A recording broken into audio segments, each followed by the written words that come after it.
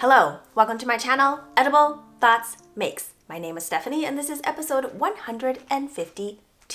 Welcome to this creative space. We have a beautiful winter wonderland outside and we are under extreme cold weather watch. The temps have been dropping and it is pretty chilly outside. It has been about 6 weeks, I think, since we've last had a project updates video. I am not doing a everything I knit in 2025 video. I am not making a what I'm going to make in 2026 video, so you will not find those here. Today we are talking about projects that I have made recently, some works in progress, and 2 projects that I plan on starting very soon. I have 2 books that I read recently that I would like to chat with you about, and a fun thing that I'm doing in 2026. If you are new here, I do include Ravelry project links in the description box below this video. I also include links to makers, designers, things like that to their websites, and then you can find all of their pattern information there, their social medias, ways to get in contact with them, things like that. I include closed captioning on all of my videos here on YouTube. They are edited to hopefully make more sense than the automated closed captioning that YouTube provides, though that does help a lot. So you click on the CC button for that. If I speak faster or slower than your preferences, YouTube also allows you to adjust the speed. I do occasionally put things here on the screen, text, visual aids, corrections, things like that. So if you are doing something else, I just wanted to make sure that you knew that sometimes information will be on the screen and I don't want you to miss it. In my Miles shirt jacket featured finished project video that I released last week, I did mention that I was going to gift a digital pattern of the Miles shirt jacket by Ozetta to one of the people that commented in that video. And so I have drawn a winner and I am so excited to announce that in this video. I did use a random comment picker and I filtered out for duplicate comments and like myself, because I did comment on some of the comments. I haven't gotten to all of them yet, but they are so delightful and lovely. So thank you so much for commenting on that video and for liking my project. I think that's everything I wanted to say in this intro welcome section, so let's start with my finished projects.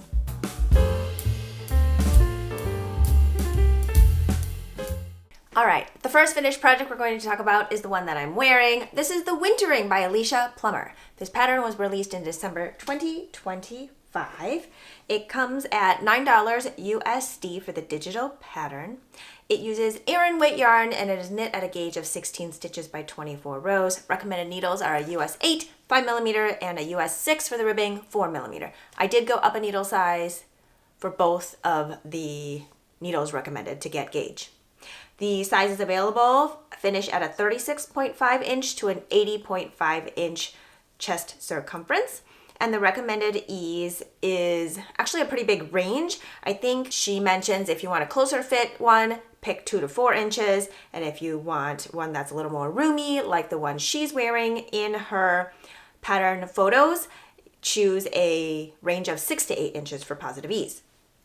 I went with the roomier fit option because I was really craving an oversized turtleneck cozy sweater, and I cast this on shortly after it was released in December of 2025. We had a really cold spell at that time and this is just what I wanted.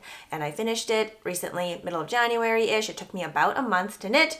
Again, the gauge is at 16 stitches for 4 inches, making it a really quick and cozy knit. This is a bottom-up garment. I decided to do a provisional cast on to start and just skip the hem altogether. That way, if I needed to adjust the length of the garment later, I could. I feel like that's just way easier than having to either cut off the hem and reknit it or pull back all the way down when you realize the length is not just right, or having to live with the length not being what you want. So I did a provisional cast on, skipped the ribbing and the hem, just knit the body how I wanted it to, and then kind of went from there. And then I went back to the hem, I think after I finished the body and the front back sections, but before I did the sleeves. That way I could do a mid-project block and just kind of assess where I was at, and then go back and undo the crochet provisional cast on and knit the hem to the length that I wanted.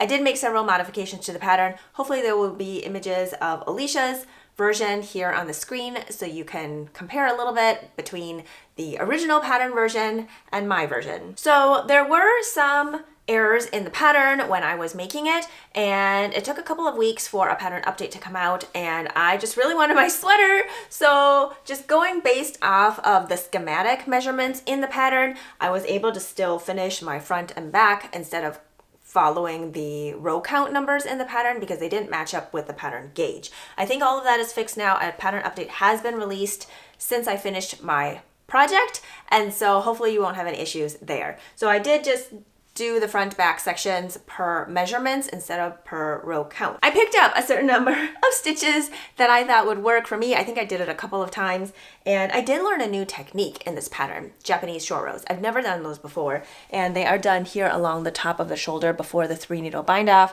I thought it was a fun technique to learn. It was very easy to do.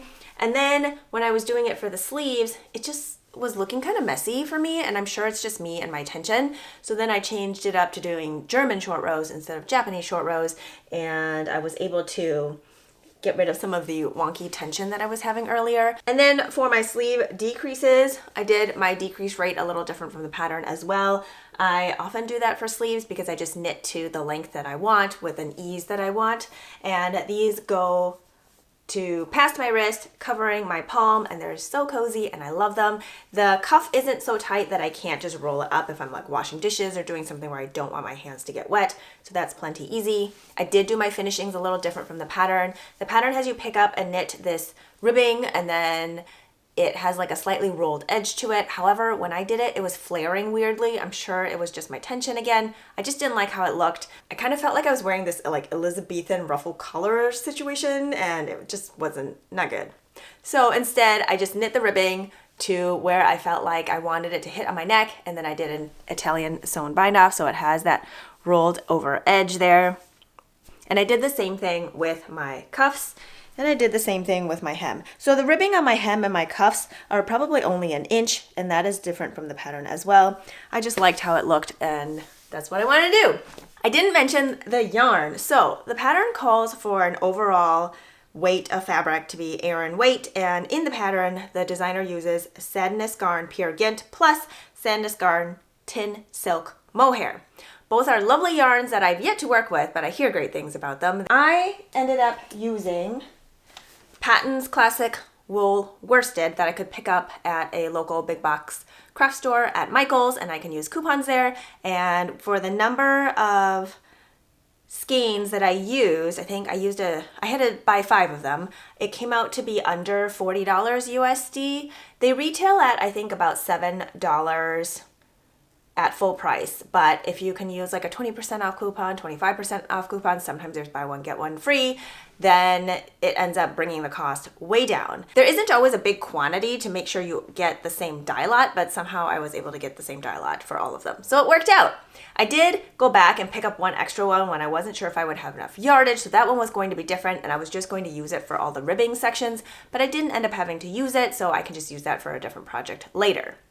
So that ended up being a very low cost option for my main yarn. And then for my mohair, I just used up a whole bunch of leftover mohair yarns from previous projects.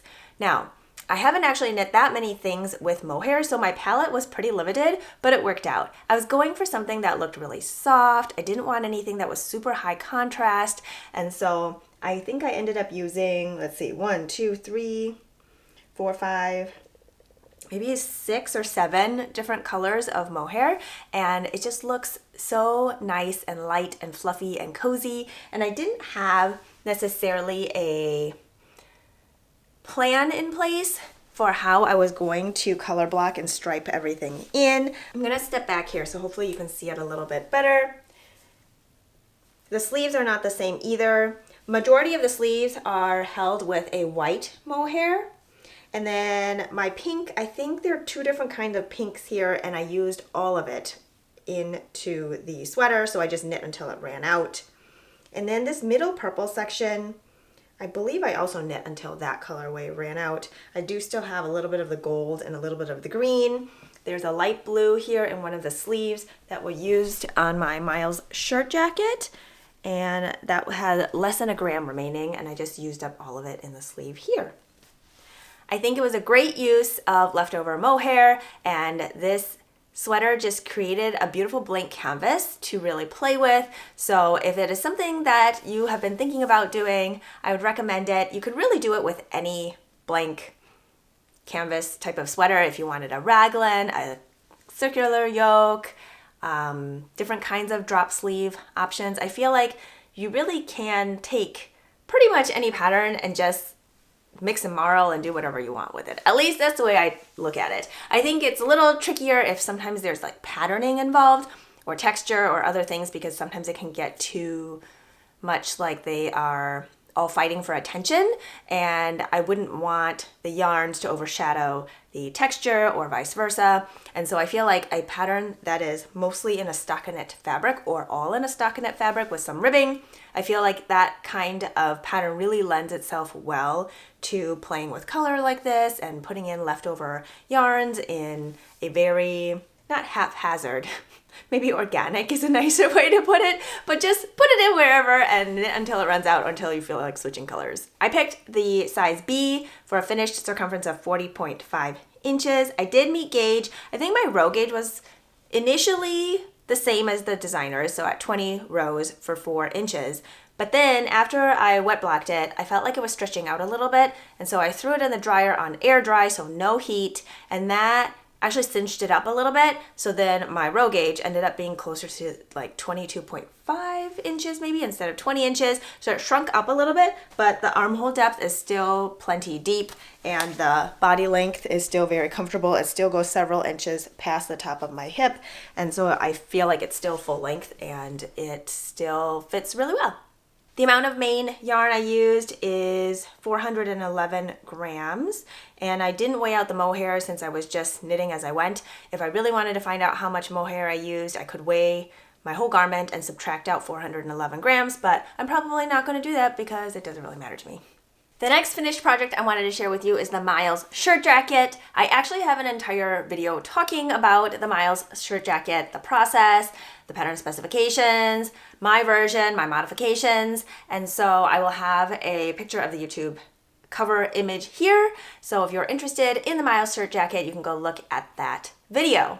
I did say in that video that I was going to gift a digital pattern to someone who commented on that video, and so I have the winner here. I'm so excited. So the winner of the digital pattern for the Miles shirt jacket by Ozetta is here on the screen, TYEDYEDIVA 9671, Tie-Dye Diva 9671, and they said, I would love to knit this. Yours is absolutely beautiful.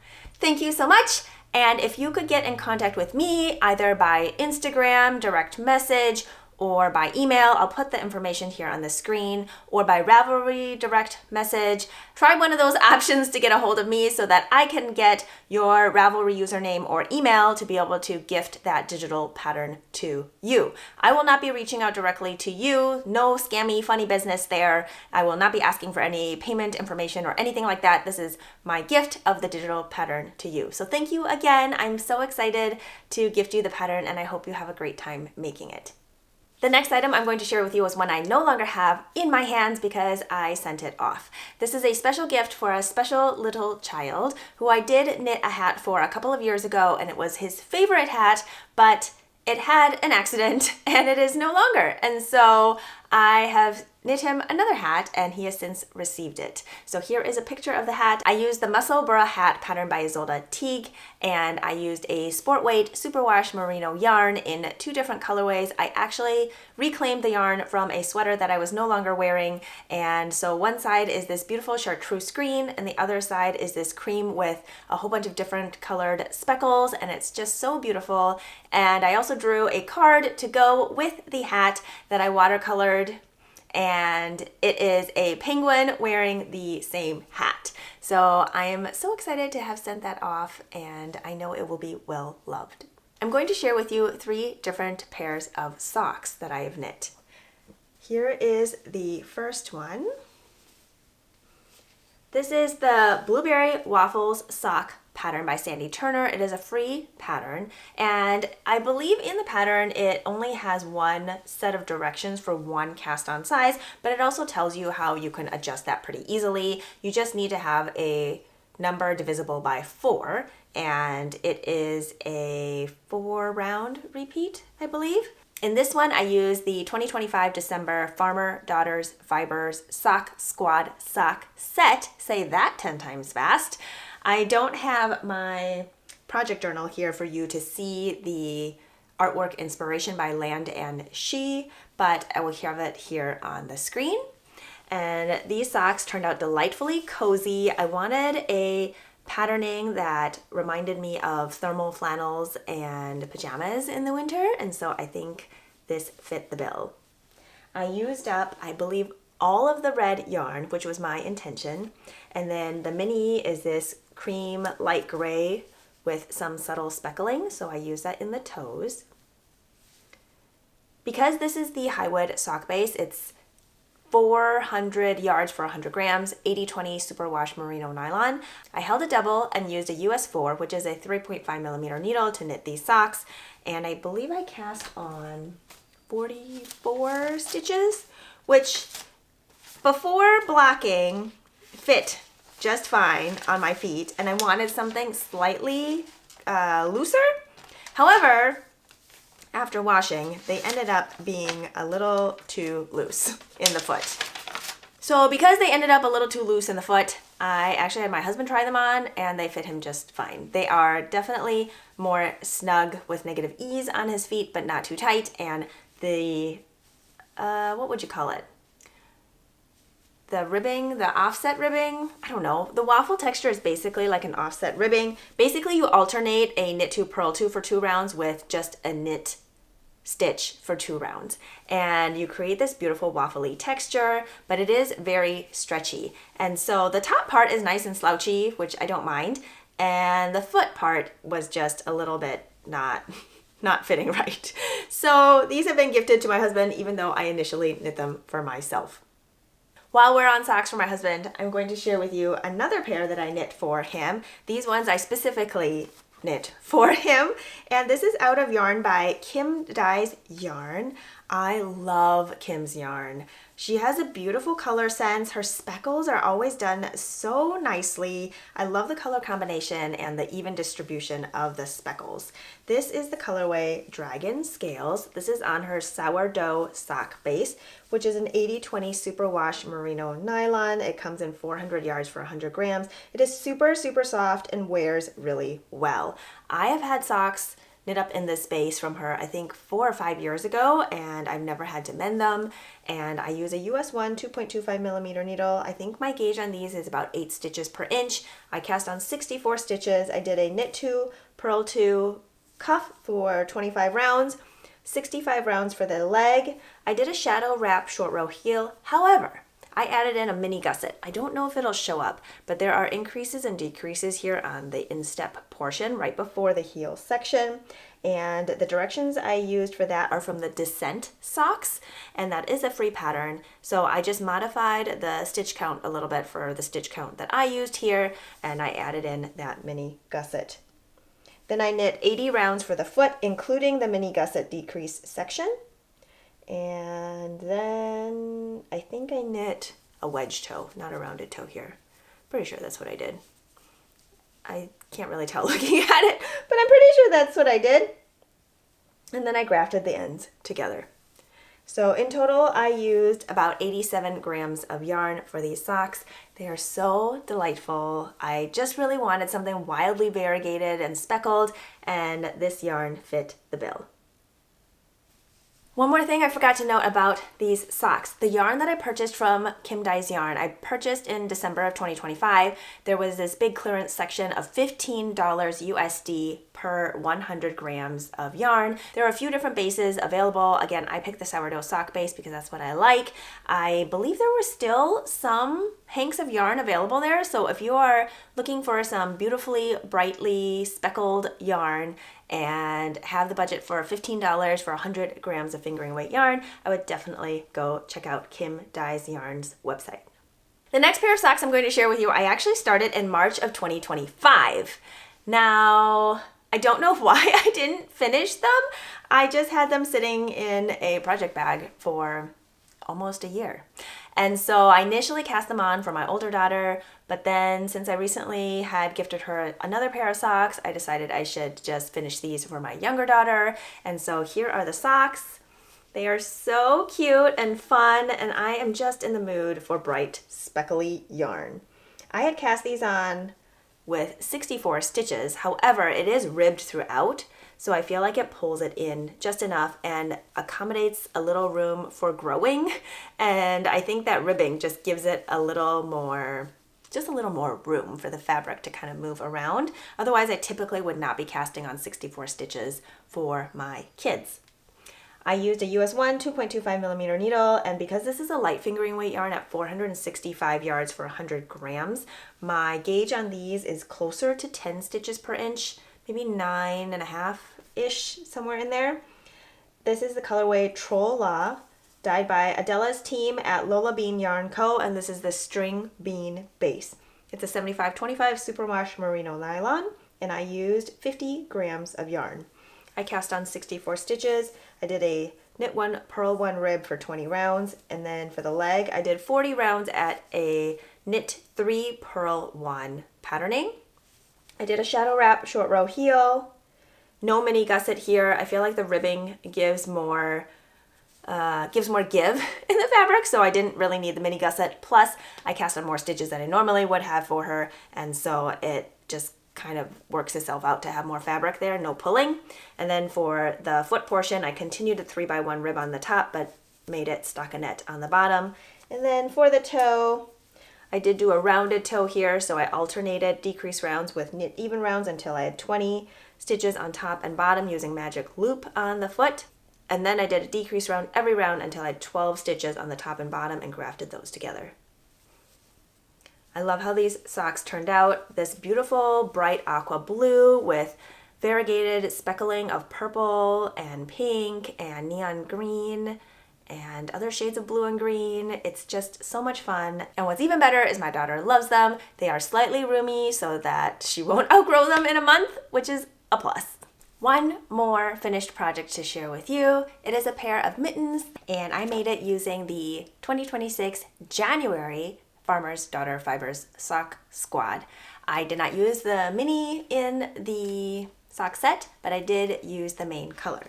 And this year, the theme is an exploration of color. Of course, I had to join. I think this is my 5th year doing Sock Squad. The details for how the subscription works is on their website, so I will direct you there. Otherwise, I might get some information incorrect, but basically, I pay for the whole year, and then each month I receive 100 grams of sock yarn plus a 20-gram sock yarn set, and the 2 colors will not be the same but should be complementary.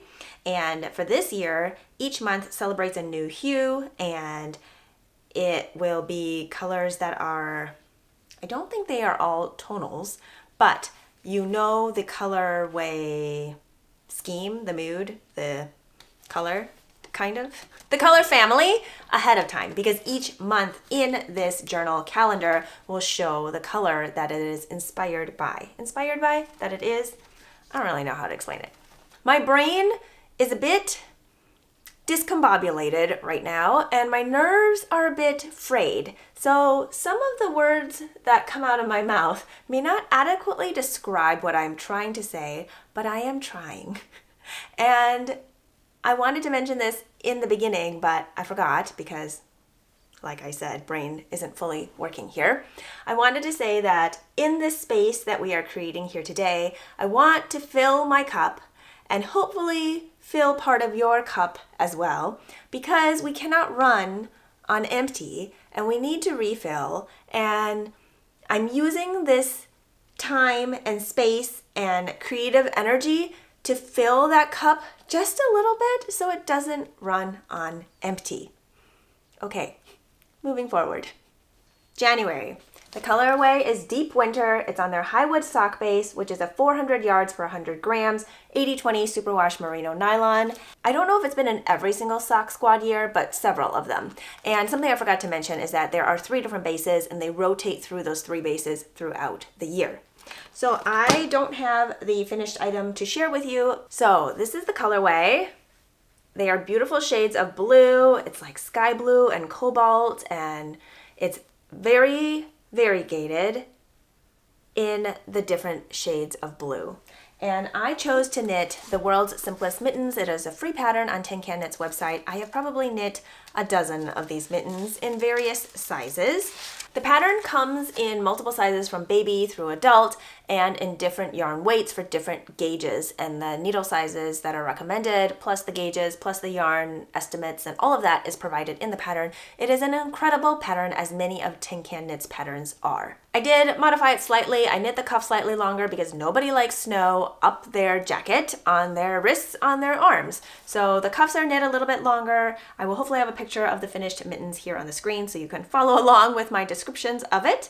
And then I knit the stockinette portion between the cuff and the thumb gusset just like one round longer. Sometimes I do more than that. I knit the thumb gusset as written, and I believe I knit the body of the mitten, the hand of the mitten part as written, and the thumb as written. I don't remember. That part I just had my child try them on, and then I just knit to where it would fit her hand, and maybe slightly bigger. That way, again, hopefully they last all of winter and into early spring, because our winter season usually runs into early spring. By the time people usually have like daffodils up, we still have snow on the ground. So usually we're not really out of snow or frost risk until May, but who knows what will happen this year. So all in all, I used 60 grams of the main color for this pair of child size mittens. I did follow the DK option, even though I feel like this yarn knits up closer to a worsted weight because it is 400 yards for 100 grams. That held double is like 200 yards,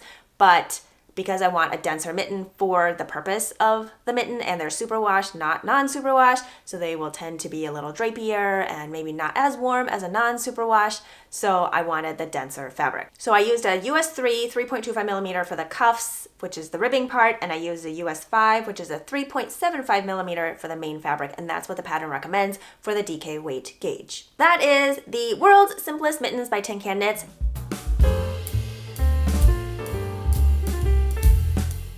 We are on to works in progress. I wanted to share with you 2 works in progress that I have really been enjoying. I probably won't go into super detail on them. I know for sure one of them I will do a feature to finish project video on whenever I finish it, because I have made so many changes to the pattern and have learned some things along the way that I definitely want to share with you. And then the other one I am also so excited about, and I don't typically knit all over textured garments just because I really enjoy the stockinette part of a garment, but I did cast on an all over textured garment that I'm really excited to share with you. They are both knit in the same yarn base, which is a yarn base that I have knit several garments in already, and I did warn you about it in that previous episode 6 weeks ago that you will be seeing a lot of it.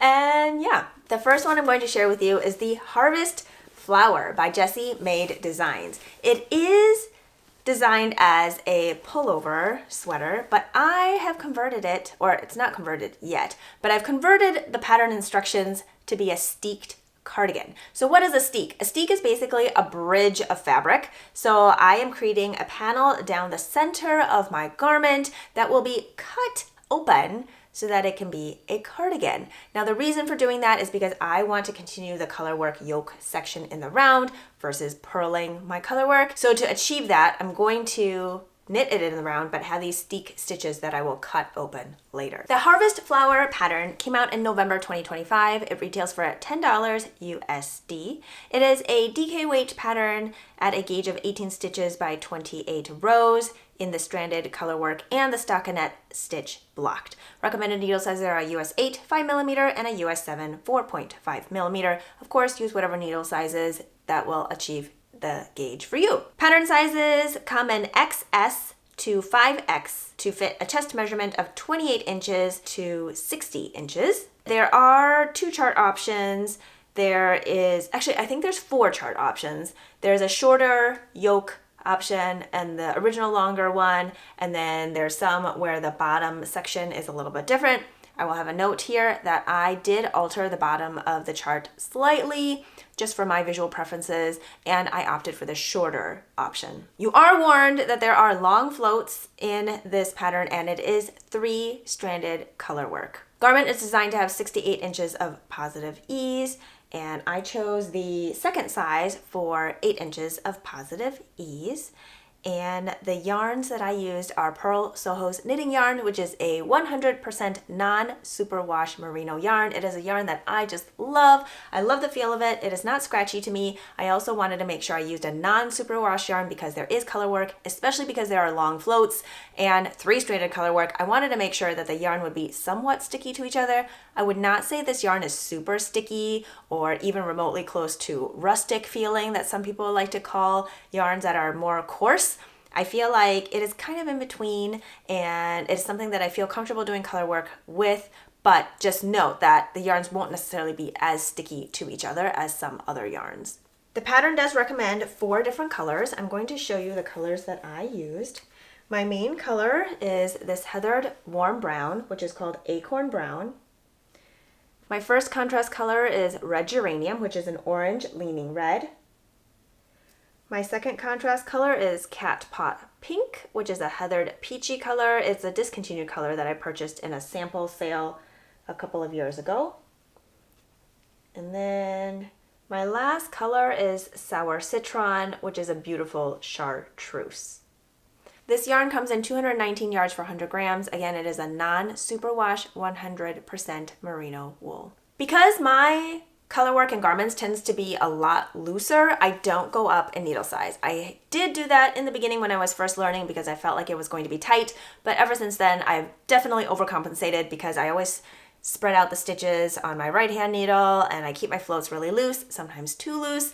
And so I don't go up a needle size for color work anymore in garments. And that might be different for you, so don't take that as you should never change your needle size. For me, I just have found that I do not need to go up a needle size to do my color work in garments. Are you ready to see where I'm at? Oh, I'm so excited. Ready? Dun, dun, dun, dun. Okay, let me tell you what's going on here. So this center part I have picked up to do a single crochet on both sides of the stitch that I am going to be cutting through.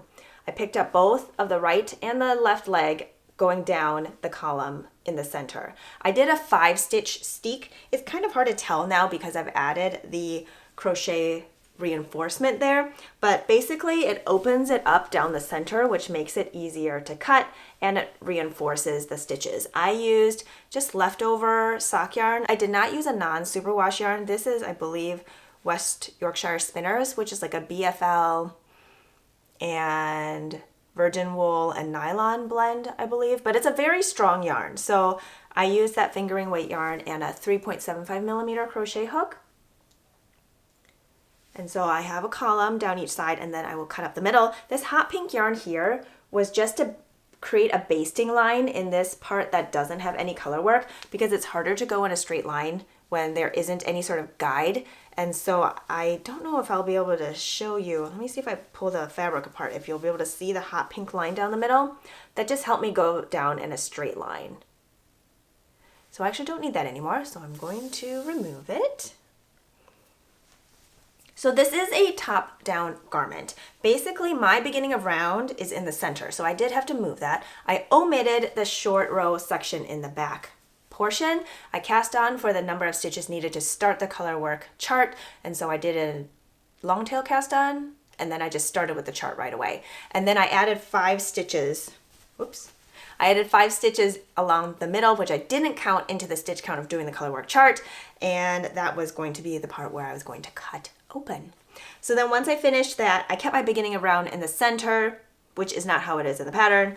I knit the body length to, I think, just slightly longer than what the pattern recommends. And then I did a high-low hem in the back using short rows to create a more rounded back hem that is slightly longer than the front. And then my hem is not a split hem like it is in the pattern. I believe it's also maybe an inch shorter. I don't really remember. And then I did an Italian sew and bind off along the bottom. And then for the top section, I picked up and knit the collar I think I did about 1.5 inches at the deepest part of the collar, and I added my short rows in there. I feel like it just looks way tidier in ribbing than it does on stockinette fabric. The looser tension in the stitches tend to disappear in the ribbing, and so I did it along the majority of the stitches. I think I knit to like 4 stitches left on one side, did a double stitch, turned, went around, left 4 stitches before the end, did the same thing, and then went to maybe, I think 4 stitches before the last one, and then I just kind of went back and forth, maybe 8-ish times or so, and then I resolved those double stitches with 2 rows before I finished with an Italian sewn bind off. So I really like how it looks. It creates this like crescent shape of a collar, but it definitely raises the back. And since I also did the high-low hem in the back, I don't think there will be any fit issues, and I really like how it looks. So after I cut open this steek section, actually I think I'm going to pick up and do the button band first and then cut it open. That way my fabric lies nice and flat, and yeah, I think that's what I'll do. I think I will pick up along the edge here, knit my button bands. I will also pick up all the way to the collar part. So it'll come up to here, the very top of the neck. And then I'll cut it open. And then after I cut it open, I will be able to tell the fit better on my body, so I will knit the sleeve lengths to the length that I want. That's my plan. So I think I should be able to finish this. Okay, I think it would be a little ambitious to say I'm going to finish it by the end of January, because that's not very far away. So I think by like early February, I could probably finish this, which I'm really excited about. I think it's so beautiful. I love how the fabric looks. It's very nice and smooth, zero puckering. I did do a mid-project block to just check my tension. I will show you the inside. Some of the floats are definitely a little loose. I cut more of my floats than the designer recommends just because I felt like it was getting a little too wibbly wobbly inside. So this is how my floats look on the inside. You can tell some of them are a little wavier because there's just extra yarn there. I don't know what else to say. It's not extra fabric, it's just yarn. But I don't think it should get caught on anything since it's on this upper portion of my chest when I'm wearing it. So I think it'll be just fine. I'd rather have it slightly too loose than too tight. And the stitches look very even on the front side, so I don't feel like there's anything that's gaping on the color work in the front, so I'm not too worried about that.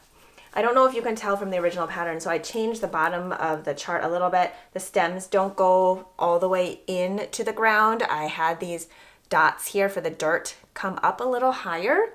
I think by then I was just done doing 3-stranded color work.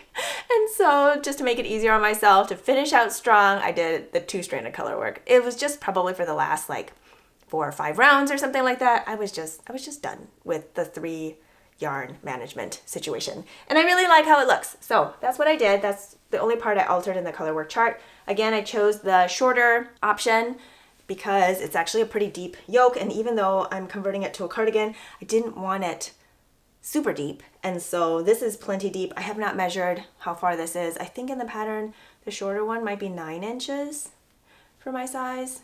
I don't remember exactly. So this is where I'm at.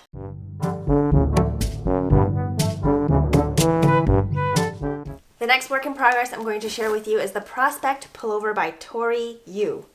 I have been wanting to cast this on ever since she put out a test call for it. The Prospect Pullover was released in September of 2025. It retails at $9 USD.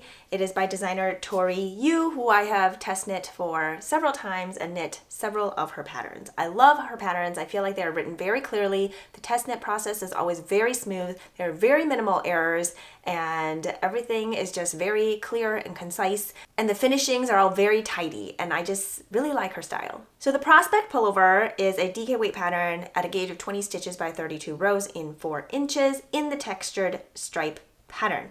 Needle sizes are a US 6, 4mm, and a US 4, which is a 3.5mm for the ribbing.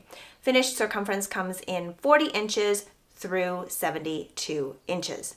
The recommended ease is 6 to 10 inches of positive ease. I have picked the first size for a finished circumference of 40 inches to give me about 8 inches of positive ease.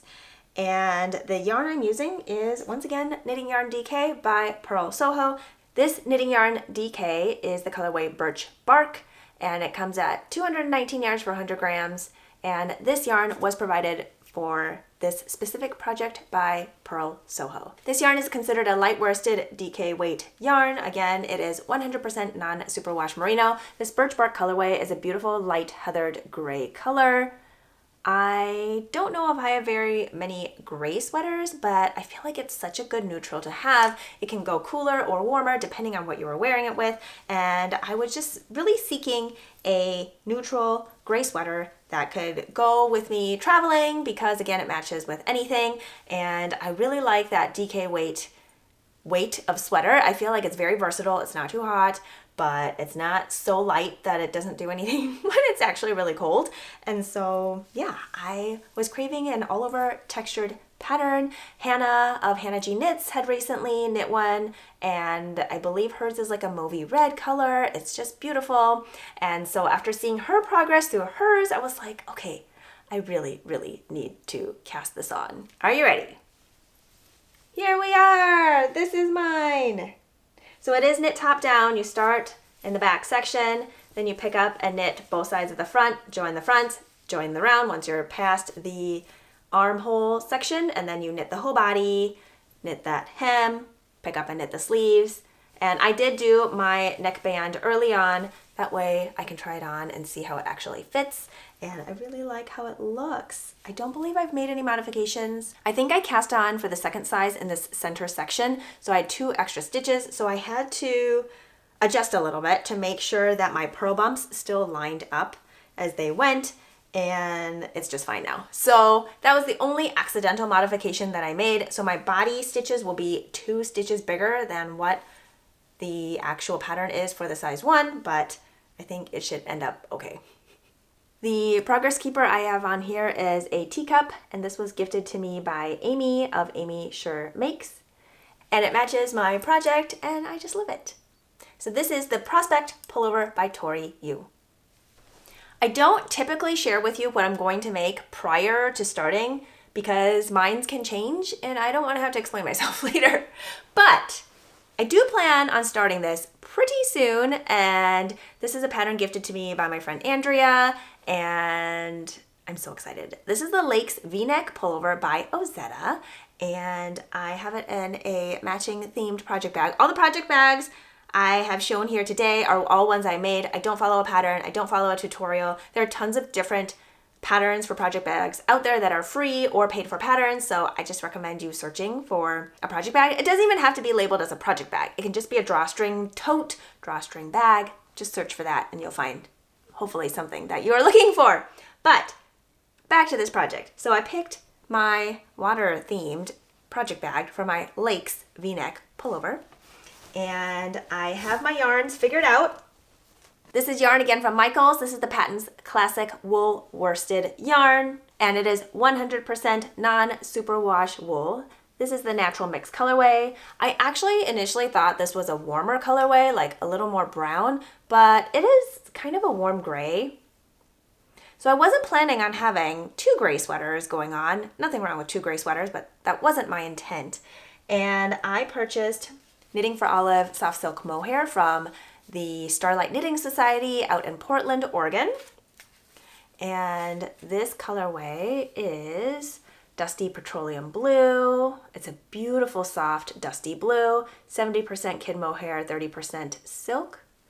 And I'm going to hold this beautiful dusty blue with this warm gray, and I think it's going to create a very lovely, soft, marled effect that isn't going to be terribly distracting, and I think it's going to be just delightful. I'm so excited about this. I will talk more about the pattern specifications and things like that once I cast on and have started, but that is where I'm at with that next cast on. Another project that I plan on starting soon, though the yarn isn't here yet, so I can't show you the yarn, but I can show you the combination that I ordered here on the screen. This is for the Winter Soul Sweater by Adorable Knits, and I was inspired by my friend YeJi of Anime Co. She recently knit one up that is absolutely beautiful, and like I think a beige as her contrast color and a dark red for her main color, and I just love how hers turned out. I love YeJi's project vlogs. I find them so fun to watch, to see her progress throughout and what she's learned and what she would do differently, and her yarn choices paired with the pattern choices. So thank you, YeJi, for the inspiration, and thank you for sharing your creative process. The Winter Soul pattern was so kindly gifted to me recently, and I am so excited about casting it on. And here are the colors again that I will be using. I can't remember what they're called right now. I plan on finishing it by March-ish. Of course, I haven't even started yet. I feel like the color combination that I picked is very warm, cozy, early spring-ish. And though it is a worsted weight sweater with stranded color work, it might be really warm, but I could potentially wear it more as a jacket or like an outer layer. And I say jacket because I have had thoughts of steeking that too. I have not read through the whole pattern yet, so I don't know how easy it will be to move the beginning of the round to the center. And given that it is a raglan construction plus the color work, I have to be a little more mindful of where the increases are and how it lays to make sure it's going to be centered. I could also just not put in steek stitches and at the end just cut right up the middle, because all the increases are done at the shoulders. I don't have to worry about stitches not lining up down the center, and because color work is done throughout the entire thing, I should have an easy time finding a column of stitches down the center to be able to cut through. We shall see. So I think what I'm going to do is just knit the pattern as is, and when I'm finished, if I decide that it's going to be way too hot to be able to wear as just a regular pullover, even as an outer layer, I might cut it open and make it into a jacket.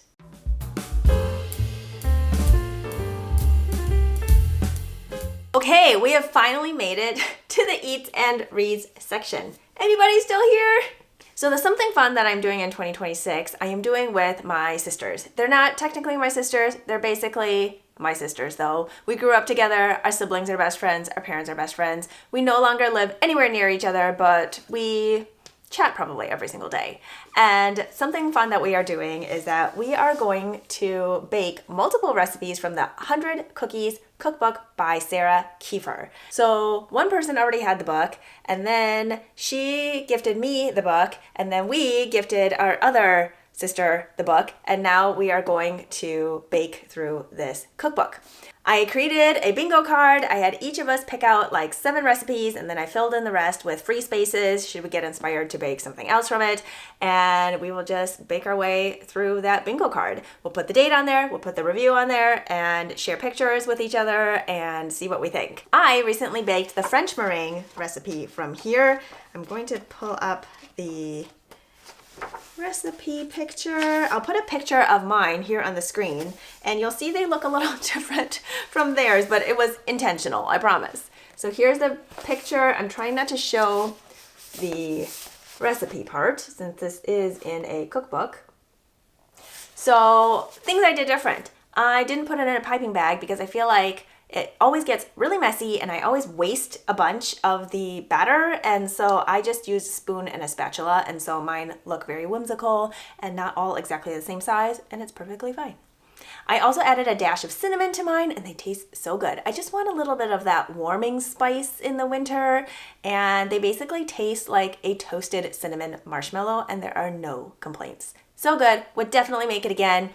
This one you did need a double boiler, and you have the egg whites and the sugar in a metal bowl, which is on a pot, or in my case, it was balanced on a pot, and you whisk it until all the sugar dissolves and it reaches 160 degrees Fahrenheit, and then you put it in the mixer and get it to glossy, stiff peaks, and yeah, away we go. So that was super fun and delicious, and my kids love it, I love it. What more can you ask for? I have 2 books I read recently that I want to share with you. As always, I will have a picture of the book cover here on the screen. I am someone that tends to remember book covers better than I do the author and the book title, and so I will have that visual aid on the screen. And I also tend to do more reviews of the experience of the read for me and much less on the summary of the book, because the summary of the book you can look up anywhere and I never want to give away spoilers. And so yeah, so I kind of give you a little bit of the rundown of the type of book and then my reading experience, so that's what you get. First book I want to talk about is Nettle and Bone by T.Kingfisher. Published in 2022, 243 pages. It is a standalone. It is an adult fantasy fiction, medium-paced, adventurous, humorous, dark fairy tale, complicated family, impossible tasks, and a quest to save a sister. I loved this book. So good. I've read multiple books by T.Kingfisher and I love their writing style. It's not very floofy, but yet it's still descriptive. And there are always underlying themes throughout that I can really resonate with. And I tend to not be annoyed by her characters. And I really like the strong female protagonists that aren't just necessarily like, I'm going to save the world, but there's generally a little more nuance to the characters, and I just love them. This particular book had many lovable characters with many, many flaws, and there's also a lot of fiber geekery. So if you're into weaving, spinning, knitting, embroidery, all of that stuff is in Nettle and Bone. So I love the book. I would read it again. So good. I feel like this one would also be a really good fall autumnal kind of witchy vibe read. So I might pick it up again in the fall. But yes, love the book. Nettle and Bone, T.Kingfisher. The next book I want to share with you is How to Age Disgracefully by Claire Pooley. This was published 2024, 352 pages, standalone. It is adult contemporary fiction, lighthearted, medium-paced, has hilarious situations that the characters get themselves into. It is a multi-POV. You really focus on the character flaws and how they deal with them as individuals and with others. We have a yarn bomber, like a yarn Banksy person in here, and I just love her. Again, knitting and books, love it. Love to see it. We have a diverse cast of characters in age, in gender, in cultural background, in life situations, and so good. Loved this book. It was just what I needed to read. It's kind of a feel-good book and yet has some darker underlying things throughout, but yeah, really good read. For both of these books, definitely look up trigger warnings for sensitive content. They both have content in there that might not be for everybody. Okay, I'm gonna read you a little part out of How to Age Disgracefully. Ruby put her knitting needles down and covered her face with her hands, as if to block out the memory. Her dark, shoulder-length hair, streaked with silver, fell forward like a curtain. Her lap was filled with a nearly finished red and white hat. It was beautifully made, with intricate, neat stitches, but the proportions were entirely wrong. It could have easily covered 4 adult heads. Lydia wondered if she should point this out, but decided that now was not the time. Maybe Ruby just found the act of knitting therapeutic, and the end result hardly mattered at all. Can anyone relate? So that's just one little snippet out of this book. I just loved it. So good. So again, that is How to Age Disgracefully by Claire Pooley. We have made it to the end of this video. I hope you had a little bit of refill in your cup today. I hope you can find some peace and joy and good. And